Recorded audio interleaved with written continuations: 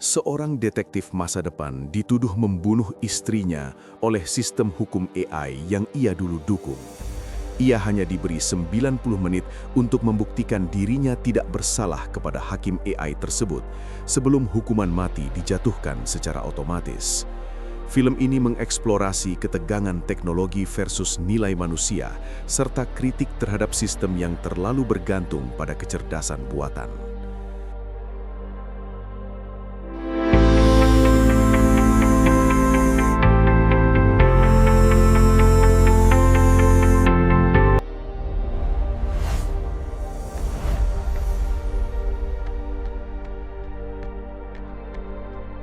Halo semuanya, kembali lagi di channel ini.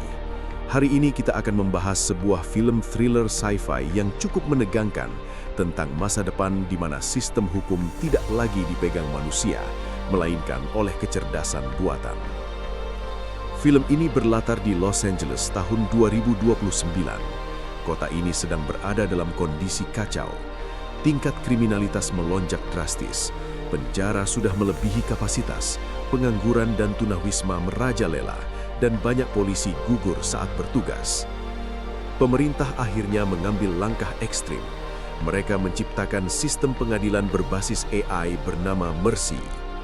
Mercy bukan sekadar alat bantu hukum, ia adalah hakim, juri, sekaligus eksekutor. Di ruang sidang otomatis ini, terdakwa dianggap bersalah sampai mereka bisa membuktikan diri tidak bersalah.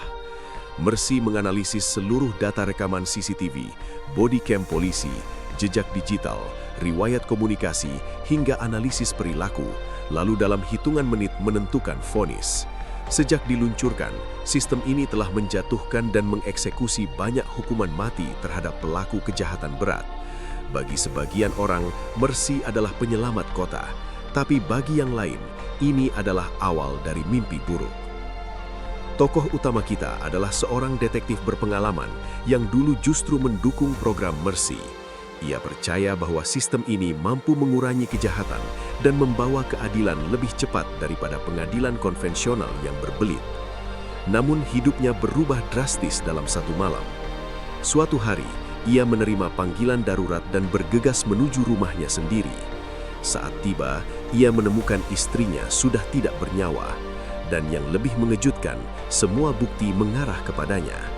Rekaman menunjukkan ia berada di lokasi, senjata yang digunakan terdaftar atas namanya. Data forensik mendukung tuduhan tersebut. Dalam waktu singkat, ia langsung ditahan dan dibawa ke ruang sidang Mercy. Ironisnya, ia kini harus menghadapi sistem yang dulu ia bela mati-matian.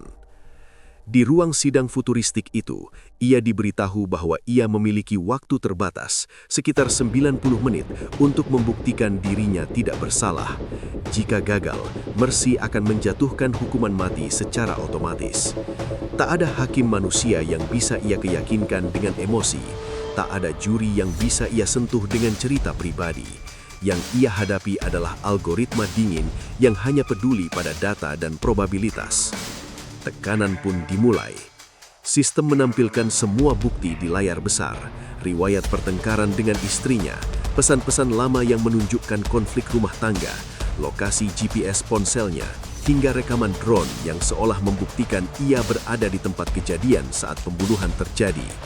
Semua terlihat sempurna, terlalu sempurna.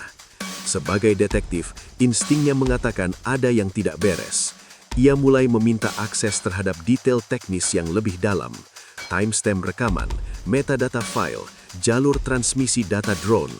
Disinilah film mulai masuk ke wilayah investigasi digital yang menegangkan.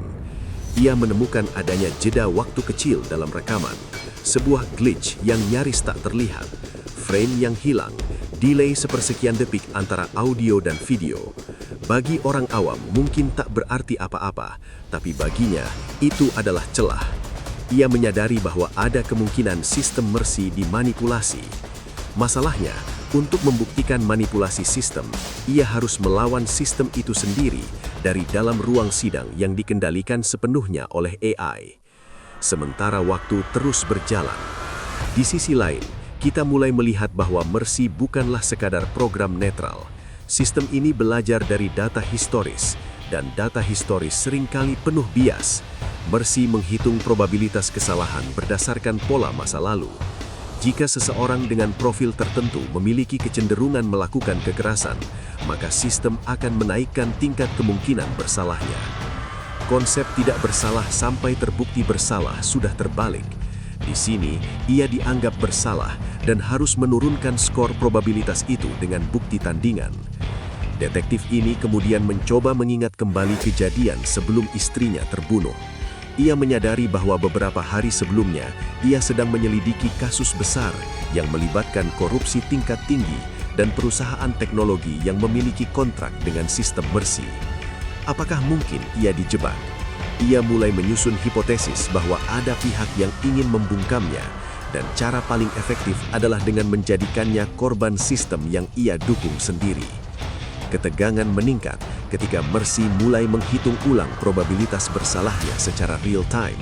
Setiap bukti baru bisa menaikkan atau menurunkan angka itu.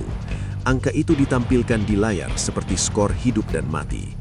70% bersalah, 82% bersalah, turun ke 65% setelah ia menunjukkan inkonsistensi data.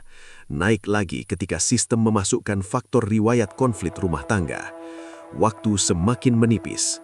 Dalam upaya terakhirnya, ia berhasil mengakses log internal yang menunjukkan adanya override manual dari luar sistem. Ada jejak akses tidak sah. Seseorang dengan otoritas tinggi telah memasukkan data palsu ke dalam jaringan Mercy. Ini adalah momen kunci film.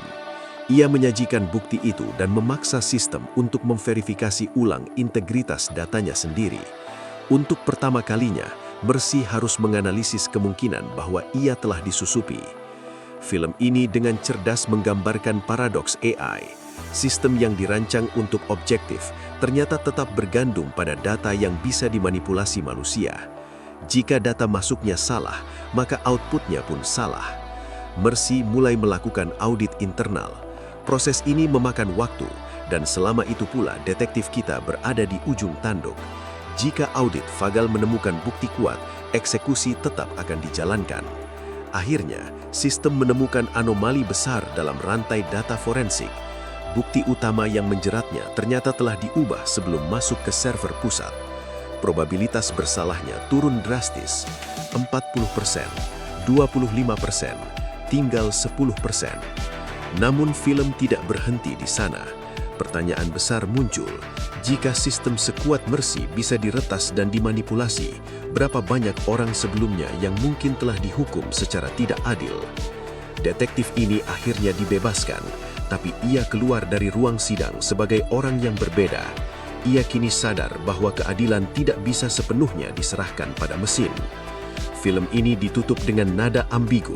Pemerintah menyatakan akan melakukan evaluasi sistem, namun di adegan terakhir, kita melihat Mercy kembali aktif, memproses kasus baru, seolah tidak pernah benar-benar dihentikan. Pesan moral film ini cukup jelas. Teknologi secanggih apapun tetaplah alat.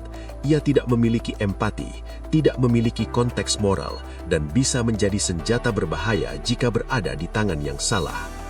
Film ini bukan hanya tentang seorang pria yang berusaha membersihkan namanya. Ini adalah kritik terhadap ketergantungan buta pada kecerdasan buatan dalam sistem yang menyangkut hidup dan mati manusia. Bayangkan jika masa depan benar-benar seperti ini, di mana keputusan hukum ditentukan oleh algoritma, di mana statistik lebih penting daripada nurani, di mana pembelaan bukan lagi soal meyakinkan hati manusia, tetapi menurunkan skor probabilitas di layar. Itulah rangkuman film kali ini. Menurut kalian, apakah sistem seperti Mercy bisa benar-benar menciptakan keadilan, atau justru membuka pintu bagi bentuk ketidakadilan yang lebih canggih? Tulis pendapat kalian di kolom komentar. Jangan lupa like dan subscribe untuk recap film lainnya. Sampai jumpa di video berikutnya.